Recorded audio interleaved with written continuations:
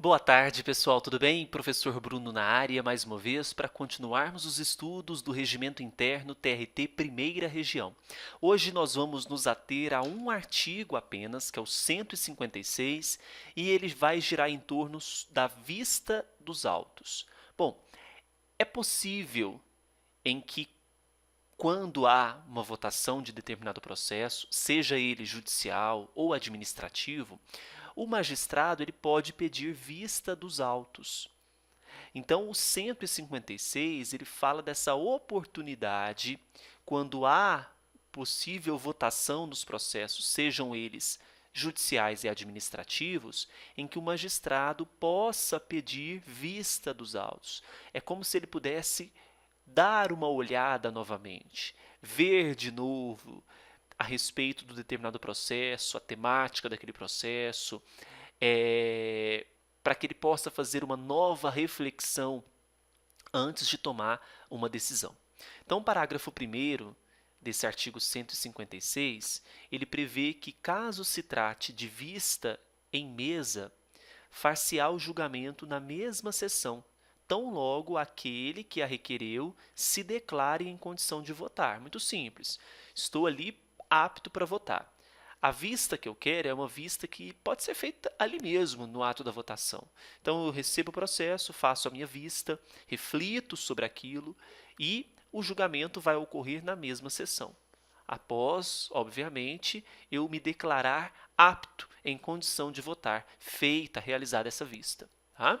Parágrafo 2º.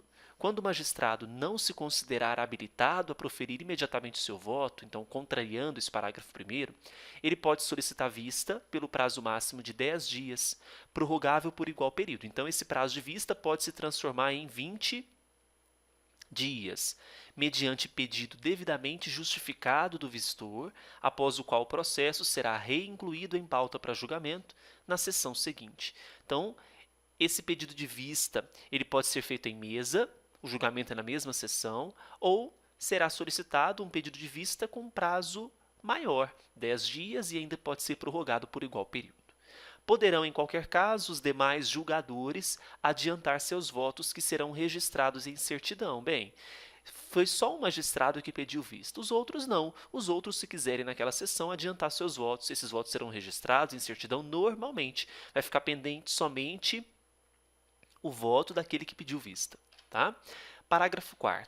Se dois ou mais magistrados pedirem vista. Bom, então agora nós temos a hipótese não de um pedindo vista, dois ou mais magistrados.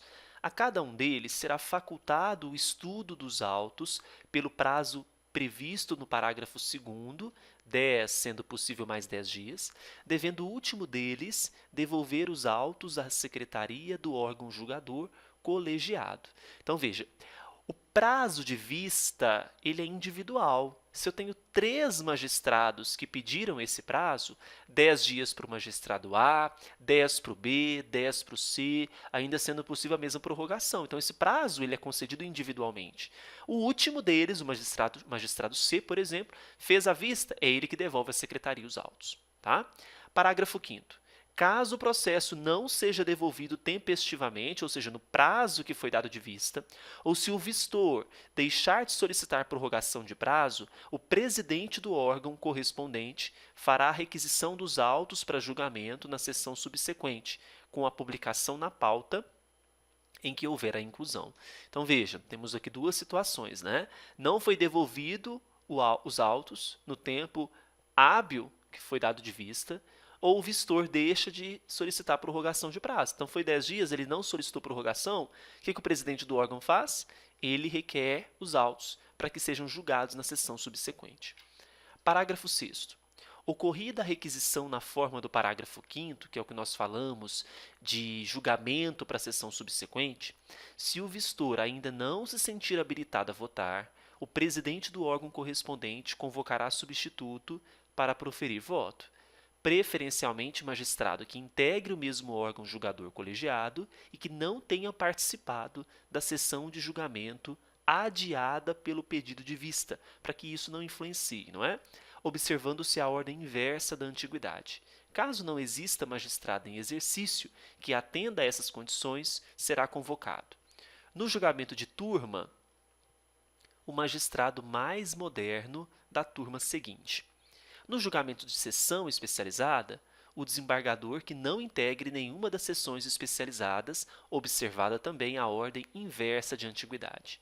E no julgamento do órgão especial, o desembargador mais antigo, salvo em se tratando de desembargador eleito, em que será convocado o suplente, observada a ordem de eleição. Então, o que nós temos aqui no parágrafo 6º? Bem, mesmo com essa solicitação de vista, não foi devolvido os autos tempestivamente, ou o vistor deixou de solicitar prorrogação de prazo, aí temos que, como presidente do órgão correspondente, requisitar os autos para julgamento na subsequente.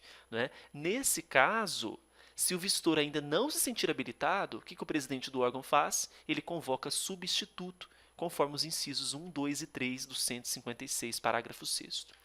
Parágrafo 7º. Nos julgamentos já iniciados, nos interrompidos e adiados por qualquer motivo, dele não participará aquele que não tenha assistido ao relatório ou aos debates, salvo quando, não tendo ocorrido sustentação oral, considerar-se apto para votar. Tá? Então, a regra é que os julgamentos iniciados, interrompidos e adiados, seja qualquer motivo, não vai participar aquele magistrado que não tenha assistido ao relatório ou aos debates. Claro, né? Como se ele não pode participar se ele não assistiu ao relatório, se ele não verificou os debates. Não há motivo da sua participação. O que ele vai agregar àquele julgamento? O julgamento dos processos com vista regimental poderá prosseguir sem vinculação à presidência e, na ausência do relator, desde que este tenha votado sobre toda a matéria em exame, computados os votos já proferidos.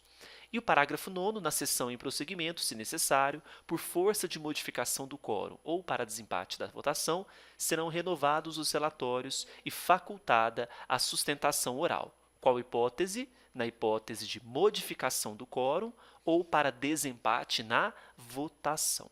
Ok? Bom, a gente fecha esse artigo 156, a temática então foi a vista dos autos.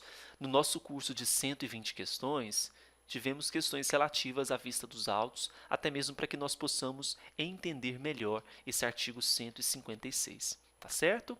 Desejo a todos bons estudos. Qualquer dúvida, basta mandar e-mail para cursosbrunooliveira@gmail.com. Até mais.